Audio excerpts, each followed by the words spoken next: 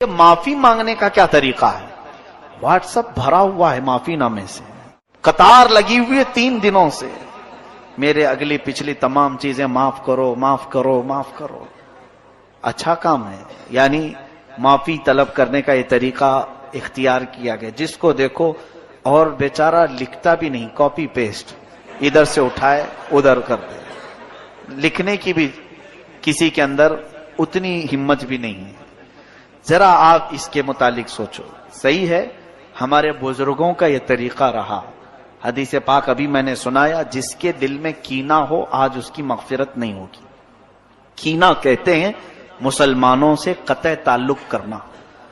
مسلمانوں میں بہت سارے ایسے ہیں جو اپنے رشتوں کو چھوڑ کر بیٹھے ہوئے، بھائی بہن سے بات نہیں کر رہا ہے، بہت تو ایسے ہیں ماں بیٹوں میں بات چیت بند ہے۔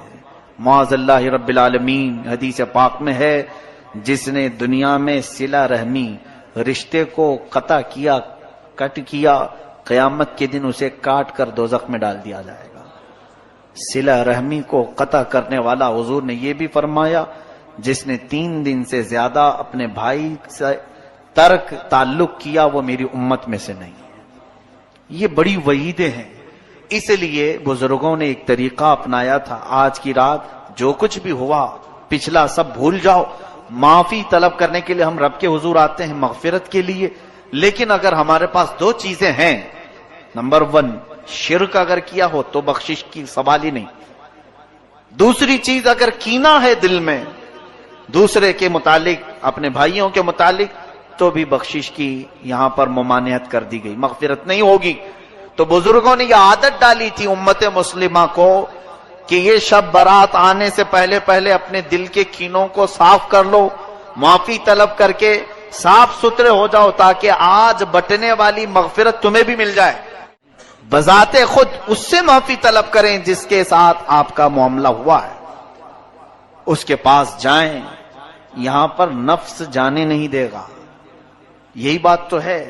میں آپ کو بتاؤں، جتنی جلدی آپ یہ معافی نامہ بھیجیں کسی کو کہ مجھے معاف کر دیں، اسی جگہ پر ایک دوسرا سولوشن میں آپ کو بتاؤں، یہی فون تمہارے ہاتھ میں واٹس ایپ کے ذریعے سے استعمال کر رہے ہو اور فلاں کو بھیج رہے ہو مجھے معاف کر دینا، وہیں اگر تم اس کے نمبر پر کال کر کے بات کر لیتے اسے کہ آج شب برات آنے والی ہے مجھے تھوڑا معاف کر دو، پچھلے کئی باتیں تمہارے سے سخت ہو گئی ہیں، اس کے لیے دل نہیں مانے گا۔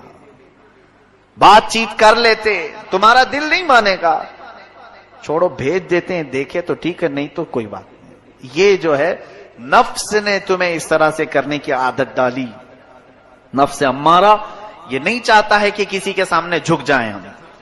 معافی طلب کرنے میں نفس کی شرمندگی ہے، اور رب تبارک و تعالی یہی چاہتا ہے کہ تم اپنے نفس کو جھکاؤ۔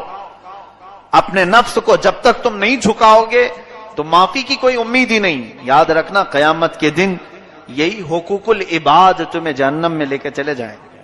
اس کا حق مارا، اس کو ستایا، اس کو پریشان کیا، اگر یہ قیامت کے دن سب کھڑے ہو گئے تو پھر ان سب کو تمہیں نیکیاں بانٹنی پڑیں گی جو جو نیکیاں کیے تھے، اور اگر نیکیاں کچھ ہے نہیں تو ان کے گناہ اٹھا کر تمہارے اوپر ڈالے جائیں گے۔ یہ حقوق العباد میں یہی ہوگا قیامت کے دن۔